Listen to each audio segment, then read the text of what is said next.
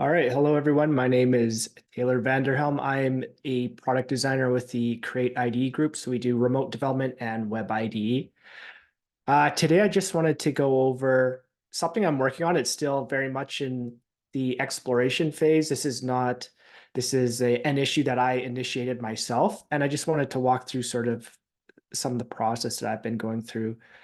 So just for some background, um, our workspace page, when we launch, it's used for launching and managing an individual's workspace. And a workspace is like an isolated cloud dev environment. So you don't have to have multiple configurations locally. You can just do this in the cloud, have your configuration, and you can spin up multiple workspaces. And it can be really useful, especially when working between multiple projects.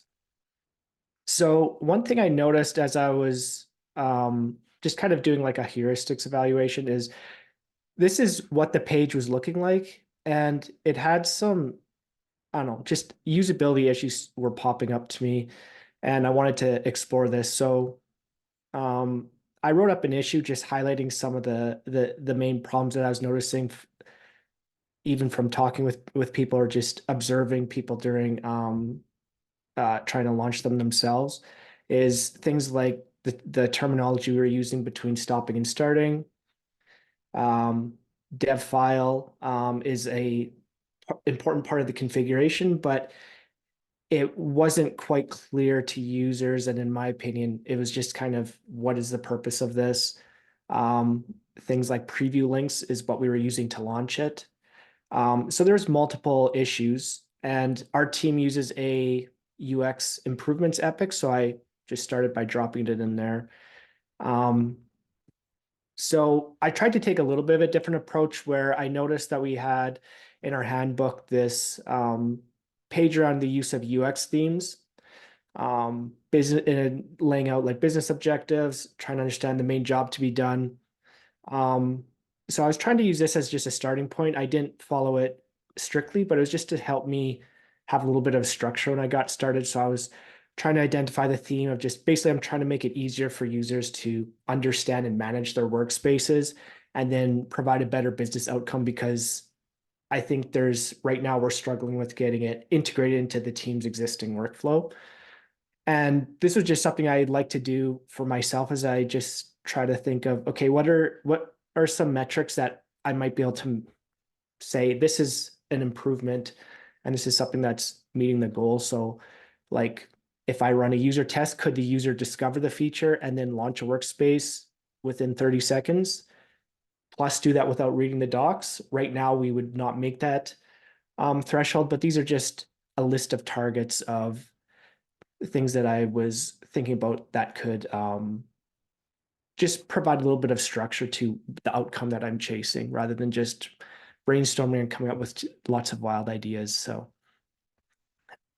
I also like to start with just like iterating. So I started with taking what we currently have and then just doing some small adjustments. So um, playing around with changing just the workspace states, um, rather than having, as you can see here, we have dev file, which is part of the configuration. Um, why does it have to be called dev file? Is this not really about configuring? So I started playing around with popovers, and what if we also have the GitLab agent and the dev file, which are both necessary. So I started thinking, okay, we could then have this card that has all your configuration details. You can observe from just the label on that column that what it's related to, instead of trying to figure out what is a dev file and what's the purpose of the dev file. And then just trying to make kind of just small quality of life improvements. And the same thing around the preview link. So preview is the column name and it provides a URL. You click this URL, it will open the workspace in the web IDE. The terminology doesn't really fit with user expectations, because this isn't really, you're not previewing anything, you're actually launching it. And so why not just use open in web IDE? And then I was playing around with an idea. Well, what if we just have all the actions here for related to that workspace? I can open it. I could connect it to my local VS Code via SSH, and in the future, this will support other IDs. I could pause it, restart it, delete it. Um, so this was just a very straightforward one.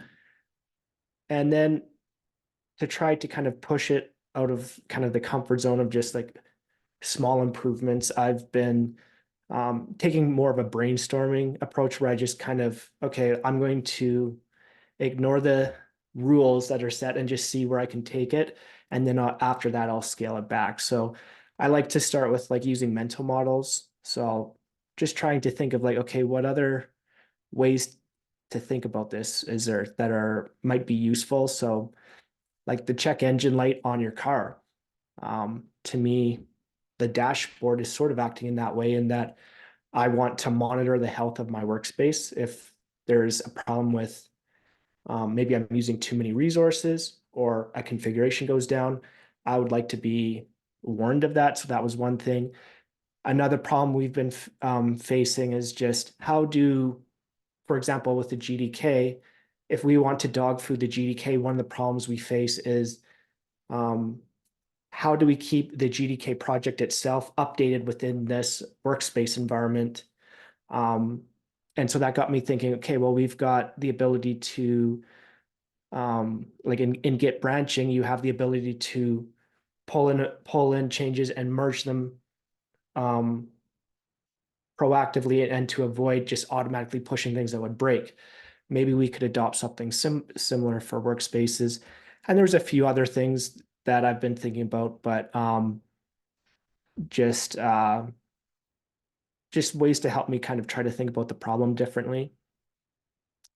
So I started playing around as the next step, taking a little bit farther. Okay, what if I have the ability to trade to show that there's an update to the contents of the workspace, or perhaps the workspace, if we ever have templates, there that configuration gets updated, you get notified, but it's not forced on you.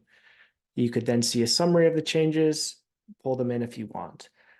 Or maybe we start exposing the resources of the Kubernetes cluster that your agent's connecting to, so that you can better understand um, how your workspace, maybe it's running slow. I can see why it's running slow.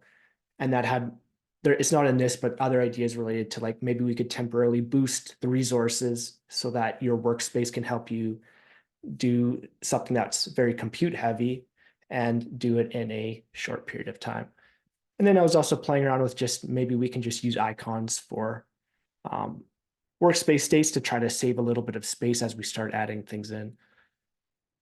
Also just more options here, like, okay, well, if I've got an existing workspace that is working fine, in the same way that I could use a branch, take a branch off an existing branch, maybe I want to duplicate an existing workspace that's running and have everything set up and configured the exact same way, rather than having to go back from the start and create all over again. So this led me to just some other questions that I just to ask the team of just what's technically feasible. But then, so I tried to take it to even more and just ignoring the design system and how might this look if I were to try to take a completely different approach where I'm not using a table, because it felt like the table was the obvious way to go, and that's what exists already. But I wanted to try something completely different. Um, and part of this was trying to think of workspaces as something that's more like a product, like a consumer product, and trying to give some context to what they are. When I talk to people, a lot of them don't understand exactly what a workspace is or what its purpose is. To me, a nice kind of mental model was like the sandbox. This is like an isolated little playground for me. I can break things, I can do whatever I want, and it's not going to affect my other workspaces. So I started trying to play around with using cards in the square and place them in a grid. Again, just following the whole idea of kind of like that sandbox feel. The other thing I was trying with this approach would be I could show when you create a workspace sort of the steps that's happening, and that might help, again, provide more context as to what's actually going on. And then also give me a way to present a lot more information in a sort of a small piece of space here that could maybe be a little bit more intuitive in terms of like this is an isolated little environment, and then you can get a quick summary. So then I started playing around with, okay, what are some of the different states I might have? You could pause it. What if you could also favorite it? Um, just star it and it gets pinned. And that could maybe keep it from automatically terminating. That's one thing that our workspaces by default do. After 24 hours, they will just automatically terminate. And so maybe you want to pause it, or maybe you have a favorite configuration that you want to just keep going in the background during your work week. This might be a way to do it. And then I was also playing around with just what if we could use gradients. So I noticed on our marketing pages, we were using some interesting and kind of fun gradients. And then I think these might have been Julia's. I found them somewhere in our shared projects. I can't remember where, but I stole them and started trying to play around with gradients. But just trying to, again, try something completely different. I don't think this is really feasible for where we're at, but I wanted to try to think, how could I solve this problem differently? Um, and then this brought me back to, okay, how do I scale this back to something maybe a little more practical? Mike Nichols showed me some of his ideas around drawers and tables, and that got me thinking about what if I could use the table rows as a card that opens up a drawer on the side. This idea still is very rough, but what I'm trying to explore here is trying to have a feel of all the workspace information goes here, and you can have a lot more flexibility with keeping people on the same page within the same context. So part of the reason for this will make more sense when I show this here. This is how you would currently create a workspace. You click and it loads a brand new page. You then have your configuration options. One of the things to me is I would like to keep you within the same context without having to load a brand new page. And this example here would allow you to do that. You could have the configuration details in a drawer, but still early. And here's another example of using a modal, essentially the same idea of trying to keep the user in the same context. They can understand that they're still on the workspaces page. Once they create it, it will appear immediately in this list. And trying to also explore maybe the use of templates. This is something that I think could be quite useful, where you want to keep reusing the similar configurations. And then I've also been exploring ways to improve the workspace configuration options as well, just because some of these here's the current one. Some of these don't entirely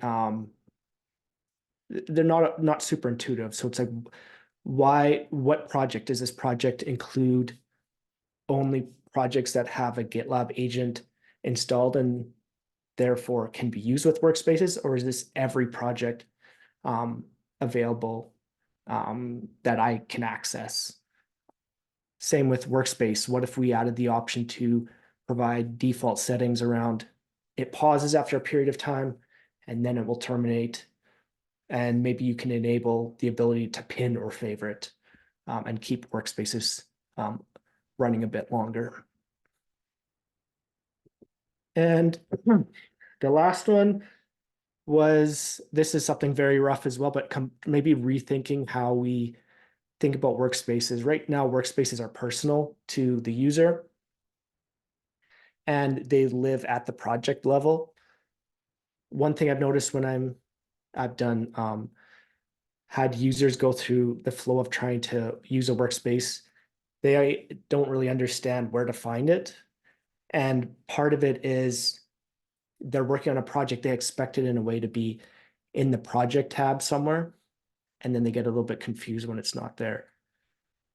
It had me thinking about what about like kind of again multiplayer video games. You can kind of go online, see what your friends are up to, join a game with them, or start your own, or maybe like an art class where people are working independently, but in a group setting. So you might have like a teacher that walks around and helps students, or you might have even the peers observing what each other are doing and talking about it or using it for ideas for their own projects. And it got me thinking, what if we rethink how we present it and made it something that you can access all the and see all the workspaces in a particular project. So you could have your own workspaces in a group, and you could have team workspaces that perhaps they're not all accessible, but you can at least see who's working on something. You could potentially jump in and treat it like a pair programming or more of a collaborative effort where you can, if someone needs help, they can quickly share it, and you could basically try to make it feel a little bit more like a collaborative working area rather than a sort of workspaces are isolated to just what I can see and use myself. I'm almost at time here, and this is pretty much everything. So maybe I'll stop here and just see if there's any comments or questions.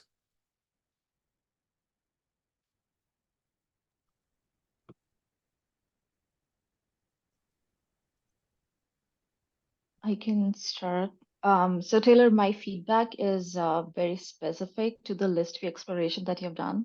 First of all, I really appreciate how you have like kept the success metrics very clear as you were exploring the proposals, and that's really commendable. That helps you like keep the focus on track.